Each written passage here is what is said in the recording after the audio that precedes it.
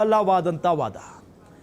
ನಾನು ಬೇರೆ ಅಂಶಗಳನ್ನು ಉಲ್ಲೇಖ ಮಾಡ್ತಾ ಇಲ್ಲ, ದರ್ಶನ್ ವಿರುದ್ಧ ಸಲ್ಲಿಸಿರುವಂಥ ಚಾರ್ಜ್ ಶೀಟ್ನಲ್ಲಿರುವ ಅಂಶಗಳನ್ನೇ ಹೇಳ್ತಾ ಇದ್ದೇನೆ ಅನ್ನೋದು ಸಿ.ವಿ. ನಾಗೇಶ್ ಅವರು ಮೊದಲಿಗೆ ಹೇಳಿನೇ ಅದಾದ ನಂತರ ಮಾತನ್ನ ಮುಂದುವರಿಸಿರುವುದು.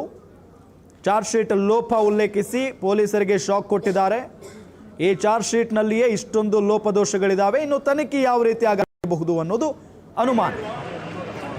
ಇನ್ನು ದರ್ಶನ್ ವಿರುದ್ಧ ಸಾಕ್ಷ್ಯ ನಾಶಕ್ಕೆ 201 ಸೆಕ್ಷನ್ ಹಾಕಿದ್ದಾರೆ, 201 ಸೆಕ್ಷನ್ ಹಾಕಿದ್ದಾರೆ. ಮೃತದೇಹವನ್ನು ಒಂದು ಕಡೆಯಿಂದ ಮತ್ತೊಂದೆಡೆ ರವಾನೆ ಮಾಡಲಾಗಿದೆ. ಮೃತದೇಹ ಶಿಫ್ಟ್ ಮಾಡೋದು ಸಾಕ್ಷ್ಯ ನಾಶ ಆಗುತ್ತಾ? ಪ್ರಕರಣದಲ್ಲಿ ಸಾಕ್ಷ್ಯ ನಾಶಕ್ಕೆ ಯಾವುದೇ ಪುರಾವೆಗಳೇ ಇಲ್ಲ. 201 ಸೆಕ್ಷನ್ಗೆ ದರ್ಶನ್ ಪರ ಸಿ.ವಿ. ನಾಗೇಶ್ ತೀವ್ರ ಆಕ್ಷೇಪವನ್ನ ಎತ್ತಿದ್ದಾರೆ.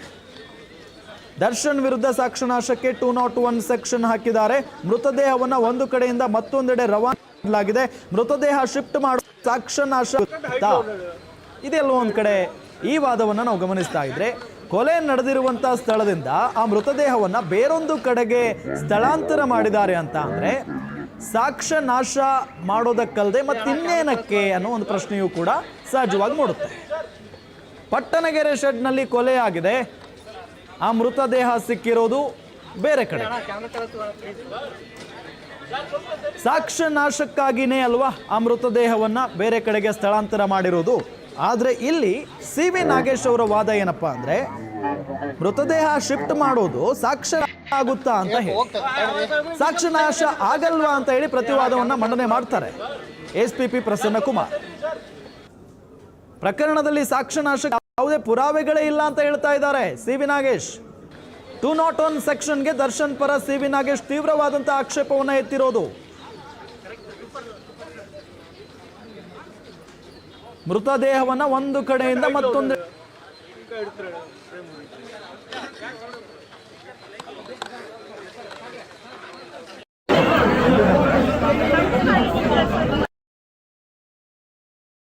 ಸಾಕ್ಷ್ಯ ನಾಶ ಮಾಡುವ ಉದ್ದೇಶ ಇರದೇ ಇದ್ದಿದ್ರೆ ಯಾಕೆ ಶಿಫ್ಟ್ ಮಾಡಬೇಕಾಗಿತ್ತು ಮೃತದೇಹವನ್ನ? ಇದು ಈಗಿರುವಂಥ ಪ್ರಶ್ನೆ.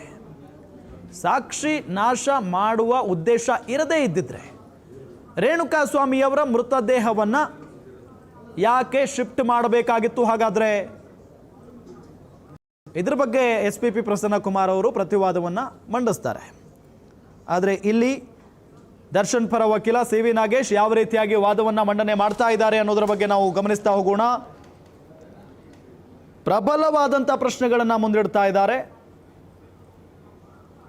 ಹಾಗಾಗಿನೇ ಇವತ್ತು ದರ್ಶನ್ ಅವರಿಗೆ ಅವರ ಭವಿಷ್ಯ ನಿರ್ಧಾರ ಆಗುತ್ತೆ. ದರ್ಶನ್ ಅವರ ಈ ಮಧ್ಯಂತರ ಜಾಮೀನು ಕಂಟಿನ್ಯೂ ಆಗುತ್ತಾ ಅಥವಾ ಎಲ್ಲಿಗೆ ರದ್ದುಪಡಿಸಲಾಗುತ್ತಾ ಅಂತ ಹೇಳಿ ಈಗಲೇ ಗೊತ್ತಾಗಲ್ಲ, ಇನ್ನೂ ಪ್ರತಿವಾದ ಬಾಕಿ ಇದೆ. ಎಸ್.ಪಿ.ಪಿ. ಪ್ರಸನ್ನ ಕುಮಾರ್ ಇನ್ನೂ ಪ್ರತಿವಾದವನ್ನ ಮಾಡಬೇಕಾಗಿದೆ. ಹಾಗಾಗಿ ಈಗ ದರ್ಶನ್ ಪರ ವಕೀಲರು ಸಿ.ವಿ.